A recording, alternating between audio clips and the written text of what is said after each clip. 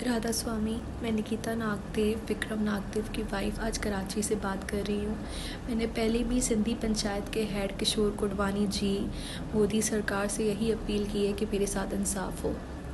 अगर आज मेरे साथ इंसाफ़ नहीं हुआ तो हर लड़की जो अपने ससुराल में फ़िज़िकल अब्यूज़ का शिकार होती है, अपने हस्बैंड के धोखे का शिकार होती है, तो कभी किसी के साथ इंसाफ़ नहीं होगा। मैं आज आप सबसे रिक्वेस्ट कर रही हूँ कि आप लोग सिर्फ़ मेरे इंसाफ़ के लिए मेरे साथ खड़े रहें। मुझे और कुछ भी नहीं चाहिए। 2020 में मेरी शादी हुई थी विक्रम नागदेव के साथ 26 जनवरी को।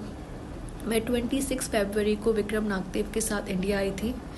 कुछ दिन उनका बर्ताव मेरे साथ बिल्कुल ठीक रहा, लेकिन कुछ दिन के बाद उनका बिहेवियर मेरे साथ बिल्कुल चेंज हो गया। मुझे समझ ही नहीं आया कि ऐसा क्यों हो रहा है। कुछ दिन के बाद जब मुझे पता चला कि मेरे हस्बैंड का अफेयर है, वो भी मेरी जेठानी की खाला की बेटी के साथ, जिसका नाम शिवानी डिंगरा है। मैंने यही बात अपने फादर इन लॉ को बताई, लेकिन मेरे फादर इन लॉ का यही कहना था, बेटा लड़कों के तो अफेयर होते हैं, हम कुछ नहीं कर सकते। मैं वहाँ इन लॉज में मुझे कोई सपोर्ट नहीं मिला। मैंने अपने हस्बैंड से भी बात की, लेकिन जब मैंने ये बात की उसके कुछ दिन बाद से मेरे हस्बैंड का मेरे साथ फ़िज़िकल अब्यूज़ बरकरार रहा।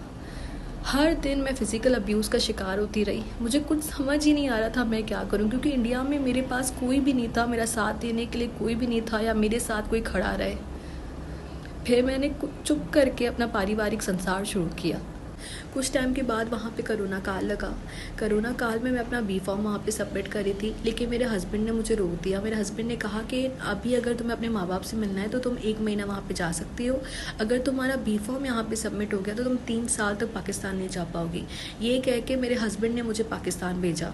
जब मैं यहाँ पर आई, मैं 1 महीने की परमिशन लेके अपने हस्बैंड से बाकायदा पाकिस्तान आई थी, जो कि उन्होंने खुद मुझे भेजा था। जब मैं यहाँ पर पहुँची हूँ, कुछ दिन बाद मैंने अपने हस्बैंड को बोला कि आप अपनी वीज़ा के पेपर्स मुझे भेज देना कुछ देर में, ताकि मैं वहाँ के लिए अप्लाई कर दूँ, क्योंकि वीज़ा आने में टाइम लगेगा। मेरे हस्बैंड ने मुझे कहा कि मैं तुम्हें वीज़ा के पेपर्स भी नहीं भेजूँगा, ना मैं तुम्हें इंडिया बुलाऊँगा। ये कह के उन्होंने मुझे ब्लॉक कर दिया व्हाट्सएप से। मुझे कुछ समझ में नहीं आया कि ऐसा हो क्यों रहा है।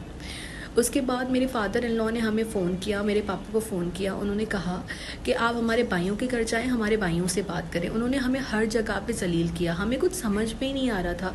जो लड़की 1 महीने के लिए अपने माँ बाप से मिलने आई थी, उसका पूरा जीवन इस तरह से लुट गया।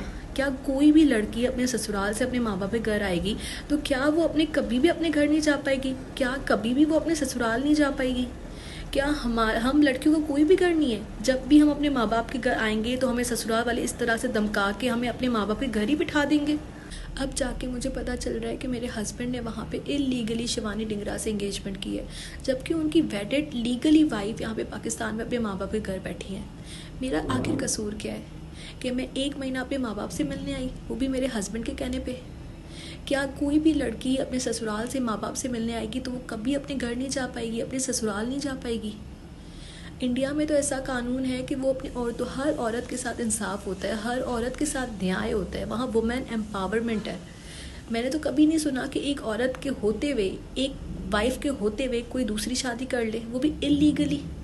मैं आज श्री नरेंद्र मोदी जी से, रिस्पेक्टेड किशोर कुडवानी जी से आज फिर से अपील करती हूँ कि आप प्लीज़ इसके ऊपर सख्त कार्रवाई करें और प्लीज़ विक्रम नागदेव को पाकिस्तान डिपोर्ट किया जाए और उसकी इलीगल स्टेप के लिए उसके ऊपर सख्त कार्रवाई की जाए।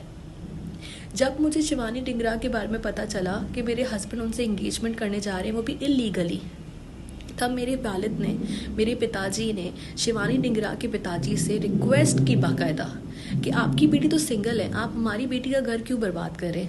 शिवानी डिंगरा के पिताजी के चंद अल्फाज ये भी थे जो उन्होंने मेरे पिताजी को कहे थे। उन्होंने कहा था कि इंडिया का माहौल बहुत फॉरवर्ड है, इंडिया में लड़कियों के अफेयर हो जाते हैं, हम कुछ भी नहीं कर सकते। ये शिवानी डिंगरा के पिताजी के अल्फाज थे जो उन्होंने मेरे पिताजी को कहे थे जब उन्होंने अपनी बेटी के लिए उनसे रिक्वेस्ट की थी।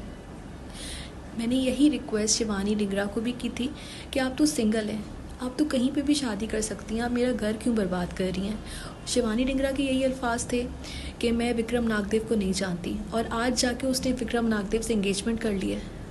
मैंने उसको 100 बार ये रिक्वेस्ट की, 100 मैसेजेस किए कि आप प्लीज़ मेरा घर बर्बाद मत करें। हमारे माँ बाप ने तो कभी हमें ये संस्कार नहीं दिए बेटा कि तुम किसी और औरत का घर बर्बाद कर दो, किसी और के हस्बैंड से तुम शादी कर लो। हमारे माँ बाप ने तो हमें यही संस्कार दिए हैं। हमारे आदरणीय गुरु ग्रंथ साहिब जी के लिए गए फेरे आपको 7 जन्मों का साथी बनाते हैं। क्या मेरे उन 7 फेरों का कोई मोल नहीं? आज मैं वुमेन इनजस्टिस के साथ खड़ी होने वाली हर उस ऑर्गेनाइजेशन श्री नरेंद्र मोदी जी, हमारे रिस्पेक्टेड किशोर कोडवानी जी से आज ये फिर से अपील करती हूँ, प्लीज़ मुझे इंसाफ दिलाएं। राधा स्वामी।